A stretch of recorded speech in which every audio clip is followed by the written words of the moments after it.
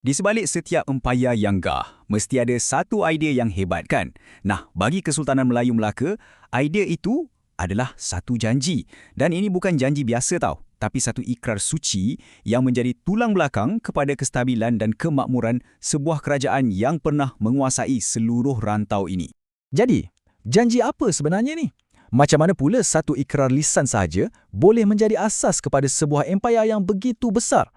Jom kita bongkar rahsia di sebalik keagungan Melaka. Okey, untuk faham semua ni, kita akan mulakan dengan meneliti perjanjian suci itu sendiri. Lepas tu, kita akan kenal pasti siapa pemerintah dan siapa rakyat. Seterusnya, kita akan lihat apa tanggungjawab yang dipikul oleh kedua-dua pihak ni, dan akhir sekali, kita akan saksikan bagaimana gema perjanjian ini masih terasa sampai ke hari ini. Baiklah, jom kita mulakan dengan tunjang utamanya. Perjanjian suci yang jadi macam gam yang mengikat seluruh masyarakat Melaka. Ini bukan sekadar undang-undang atas kertas, tapi lebih kepada satu ikatan kepercayaan yang sangat mendalam. Konsep ini dikenali sebagai wa'adat. Cuba bayangkan ia macam satu kontrak sosial tapi versi zaman dulu. Ia adalah satu persetujuan yang sangat jelas tentang hak dan tanggungjawab yang menggariskan hubungan timbal balik antara mereka yang memerintah dan mereka yang diperintah.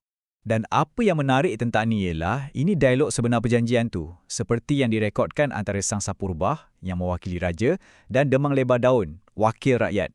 Pemerintah berjanji tak akan mengaibkan rakyatnya. Sebagai balasan, rakyat janji akan setia. Tapi, ada tapi dia. Kalau keturunan raja yang mungkir janji dulu, maka janji rakyat pun akan terbatal. Nampak tak? Ada check and balance di situ. Mana-mana perjanjian pun mesti ada dua pihak kan? Jadi siapa watak-watak utama dalam kontrak sosial Melaka ni? Wa'adat ni dah gariskan dengan jelas dua golongan utama yang saling memerlukan untuk empayar ini berfungsi. Okey, di satu pihak, kita ada golongan pemerintah. Ini termasuklah sultan di puncak hierarki, diikuti oleh para pembesar, kerabat deraja dan ulama'. Di pihak lain pula, kita ada golongan diperintah yang merangkumi majoriti penduduk, daripada peniaga dan petani sehinggalah kepada hamba. Strukturnya nampak jelas, tapi seperti yang kita akan lihat nanti, hubungan ni bukan sahala. Tadi saya ada sebut, hubungan ini bukan sahala. Jadi jom kita tengok dulu apa beban dan kewajipan yang perlu dipikul oleh pemerintah. Sebabnya, kuasa yang mereka ada tu datang dengan tanggungjawab yang amat berat. Peranan Sultan ni jauh lebih besar daripada sekadar duduk di atas tahta ya. Baginda adalah pelindung, penyatu dan penjamin kemakmuran. Boleh kata baginda ni macam CEO kepada kerajaan. Kalau rakyat tak selamat atau ekonomi merosot, itu dikira kegagalan baginda. Kesejahteraan rakyat tu, itulah KPI utama seorang sultan. Sudah tentulah sultan tak memerintah seorang diri. Para pembesar ni bertindak sebagai orang tengah yang sangat-sangat penting. Mereka jaga keamanan di kawasan mereka, sampaikan titah sultan kepada rakyat dan uruskan sumber.